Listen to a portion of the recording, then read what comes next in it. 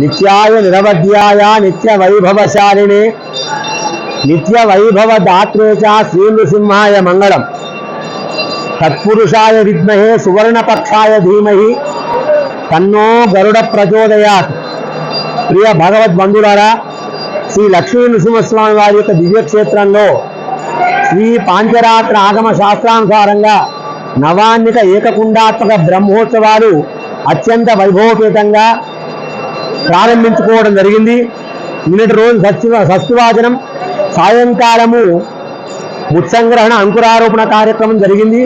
ఈరోజు మొదటి రోజు అగ్ని ప్రతిష్ట, మంటపంలో యాగశాలలో ధ్వజకుంభ ఆరాధన, మూర్తికుంభ ఆరాధన కార్యక్రమాన్ని ప్రారంభించుకొని ధ్వజపట అధివాసము చేసుకొని పురవీధులలో ప్రదక్షిణ పూర్వకంగా ధ్వజస్తంభం వద్దకు విచ్చేసి గరుడపటాన్ని ఆవిష్కరించుకోవడం జరిగింది. మనకు గరుత్మంతుడు భగవంతునికి ప్రీతికరమైనటువంటి వాహనం. భగవంతుడు ఎక్కడికి వెళ్ళాలన్నా గరుడ వాహనారుడై వెళుతూ ఉంటాడు. అలాంటి గరుడు మాతృదాస విముక్తి కొరకు చేసినటువంటి వాడు. మాతృభక్తి ఏ విధంగా ఉండాలనేటువంటి దాన్ని నిరూపించినటువంటి పరమాత్మ యొక్క వాహనమైనటువంటి గరుత్మంతుని ఈరోజు మనం ధ్యానం చేస్తున్నాం. గరుత్మంతుడు వేద స్వరూపుడు. వేదాలను 4 వేదాలు ఏ విధంగా మనం ధ్యానిస్తే ఫలిస్తాయో ఆ యొక్క గరుత్మంతుడు వాహనం మీద రెక్కలతోని వెళుతున్నప్పుడు ఆ యొక్క రెక్కల యొక్క గాలికి మనకు వేద స్వరూపంగా, సామవేద స్వరూపంగా, ఋగ్వేద యజుర్వేద స్వరూపంగా వెళుతున్నట్టుగా మనకు తెలుస్తుంది. అలాంటి గరుత్మంతుని మనం ఈరోజు ధ్యానం చేసుకున్నాం.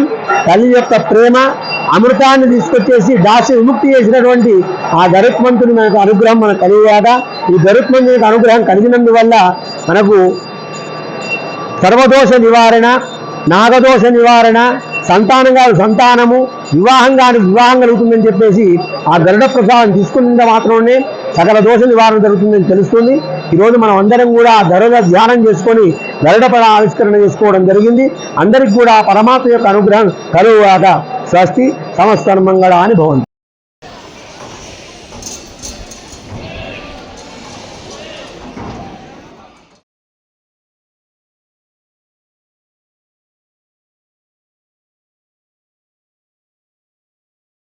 శ్రీం లక్ష్మీ నారసింహాయ స్వాహా. శ్రీం హ్రీం క్లీం ఐం క్షౌం లక్ష్మీ నారసింహాయ స్వాహా. ఓం శ్రీం హ్రీం క్లీం ఐం క్షౌం లక్ష్మీ నారసింహాయ స్వాహా. శ్రీం హ్రీం క్లీం